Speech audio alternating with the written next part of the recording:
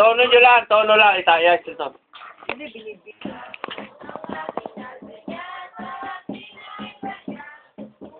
Baliya raw. Baliya. Eh, talagang baliya eh. Pakantay mo pa. Oh, teka muna na.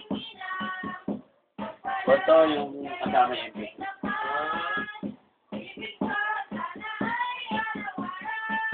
Araw-araw daw. Huwag naman. Nenek, pakantahin mo pa. Magkano pera natin? Ayun na, ma! Eh, titi na ko. Gusto ko silang makita. Sige, pag bibigyan mo, magkano ha? Magkano pera mo? How much you want? Oo, sa oras lang ibigay.